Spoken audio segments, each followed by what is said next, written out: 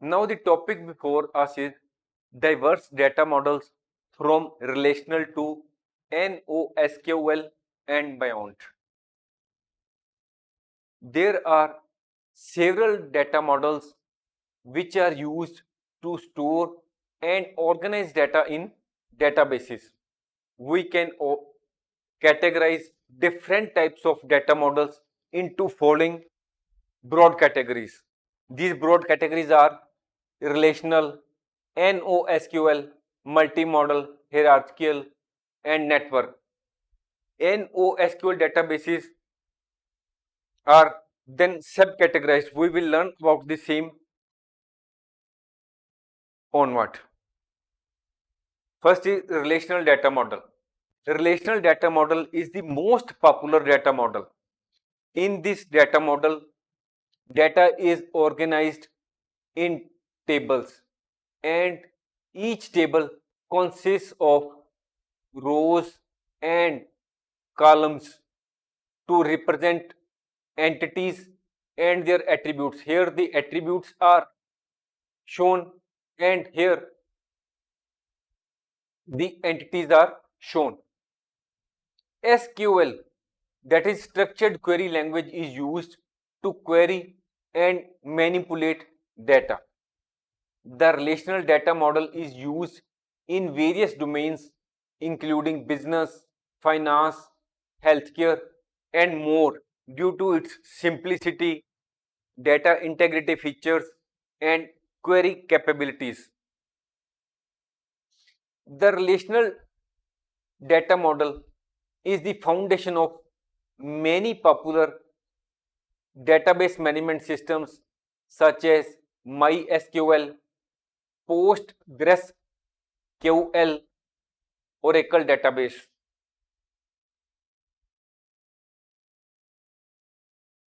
Next is NoSQL data model. NoSQL data model is flexible and schema-less approach to data storage. This data model differs from traditional data model because the traditional data model, that is the relational data model, stores structured data, whereas NoSQL data model allows for the storage of unstructured and semi-structured or structured data. Unstructured or semi-structured data can take the shape of, say, social media posts, hashtags, reviews by the customers, audio video files, etc. There are several types of NoSQL data models, each having its own strengths and use cases.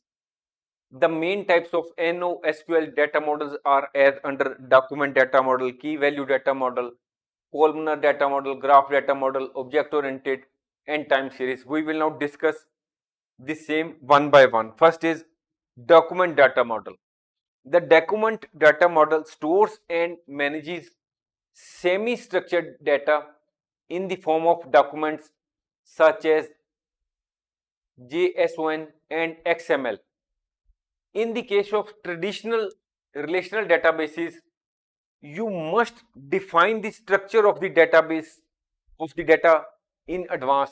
That is, for example, predefined tables, columns and their data types. That is, you have to decide what will be the various tables, what each table will have, how many number of columns, what the columns will be, and what is the data types, whether you can enter age in years. Suppose there is an implied table, you will have to predefine whether the age is to be mentioned as date of birth or completed years, or what type of information can be added, whether it can be alphabets or it can be numerical, or alphabet and numerical both. You have to define each and everything in advance in the case of traditional relational database.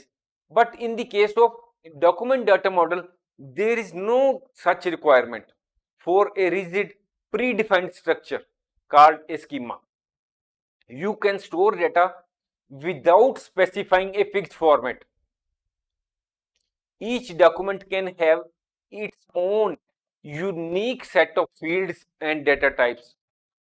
MongoDB and CuffDB databases are designed to work with this model.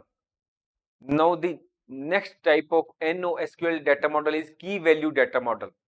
It is the simplest data model where data is stored as key value pairs. This model is fast for retrieving data. Retrieving means accessing data using unique keys. It is highly flexible and scalable, making it suitable for distributing systems and caching scenarios. Key value store such as Redis and Amazon DynamoDB are based on this model. Now the next is columnar data model. In the columnar data model, data is organized and stored in columns rather than rows. All values from one column are stored consecutively before moving to the next column. Let us understand the same with the help of an example. Suppose you have a table with the following rows of data. Here you can see this is the data. In the row based storage, which is common in traditional databases, you have seen that in the traditional databases there are rows and where the information is filled in respect of each entity, their attributes are given.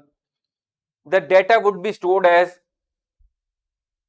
in this way: Rajan 30, Canada, Sohail 26, Australia, and then Alia 32, USA.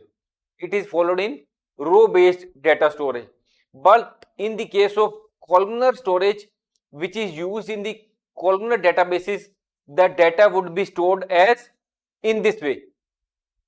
Here it will be column wise, that is Rajan, Suhail, Alia 30, 26, 32, Canada, Australia and USA. The data would be stored in this way in the columnar data model. In the row based data storage, the storage is in this way. However, in the case of columnar data model, data is stored in the column way.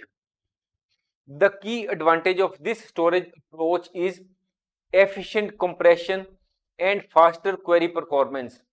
It is well suited for data warehousing and analytical workloads where you need to scan and analyze large amounts of data. ClickHouse is a columnar database management system which stores and manages data in columnar format.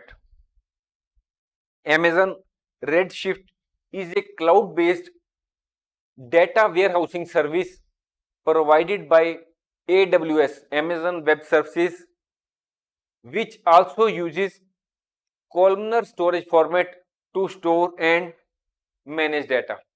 Now the next is graph data model, where the data is stored in the form of graph like structure, where nodes represent the entities and edges represent the relationship or connection between the entities. This graph data model is especially suitable for representing and querying data with complex relationships. Neo4j is a popular graph database management system that uses the graph data model, and Amazon Neptune is a graph database service which is offered by Amazon Web Services. Next is object oriented data model. It is the data model where data is organized as objects with attributes and methods. This data modeling approach is used to organize data in a manner that reflects real world entities and their interconnected relationships. object-oriented database management systems such as DB4O and ObjectDB are based on this model. Next, time series data model.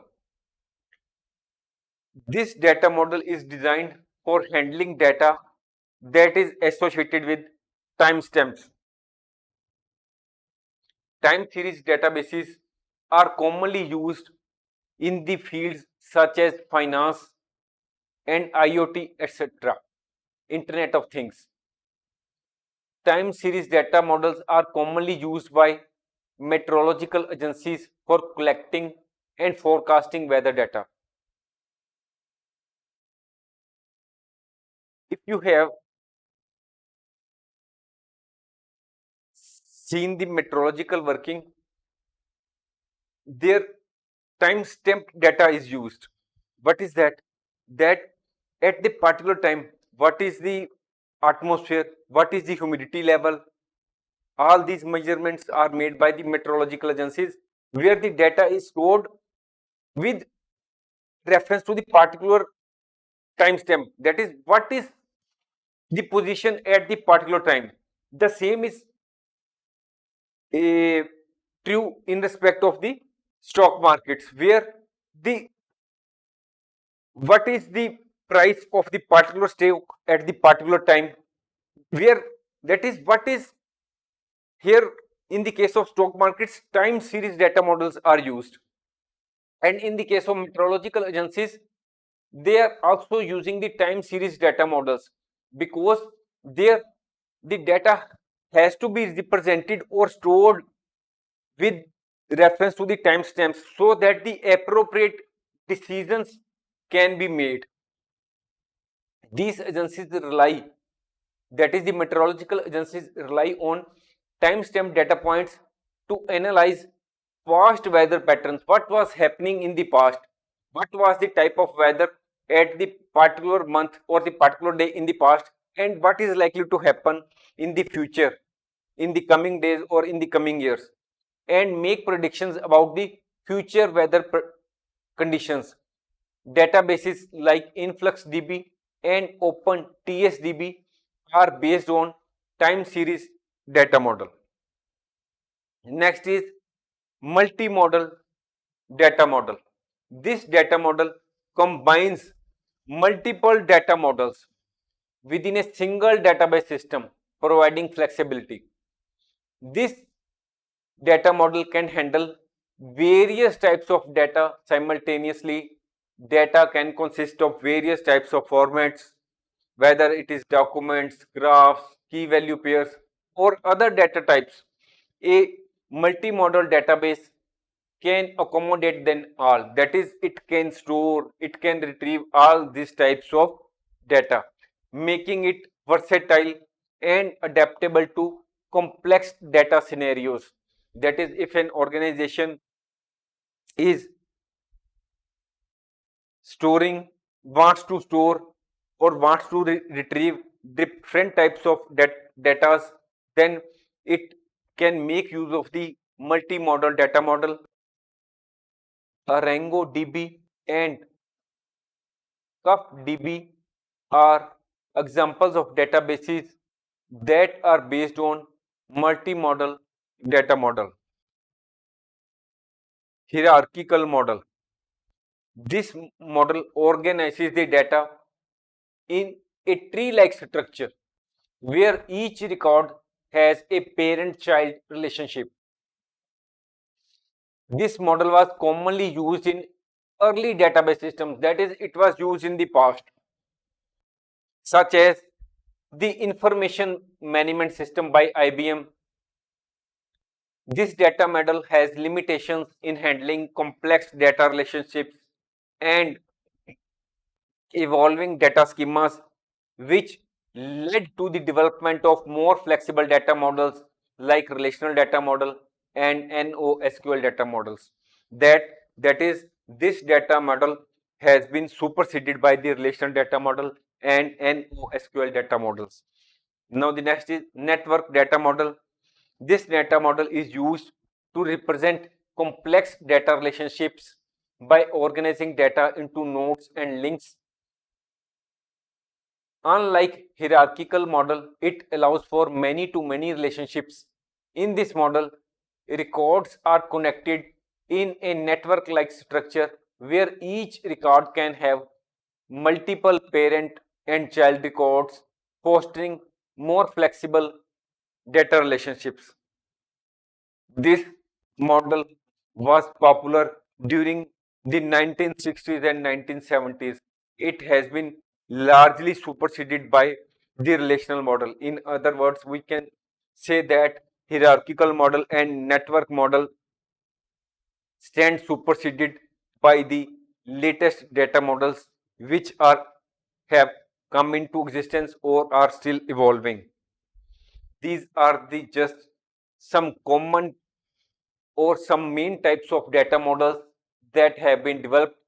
Each model has its own strengths, its own weaknesses.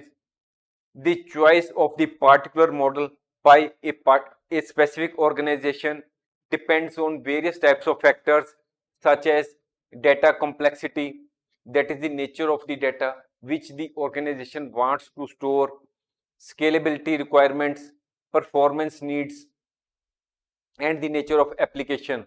In some cases, hybrid approaches or NoSQL databases may be used to combine the benefits of multiple data models within a single system. It is essential to carefully evaluate your project's requirements before selecting a data model and database technology. That is, we if we if we are having an organization, we will have to take into consideration various aspects such as what is the cost involved, whether we are having the skills to operate the particular type of data model, where what type of services are provided by the vendors, what is the price if we make use of the particular data model, and many other factors. What type of data we want to store, what our performance needs, whether we want a, our needs will be scalable, that is whether the data is likely to increase sufficiently in future. We will have to keep in mind various aspects. Thanks for watching. If you like our course, please spare some time to give a star rating to our course.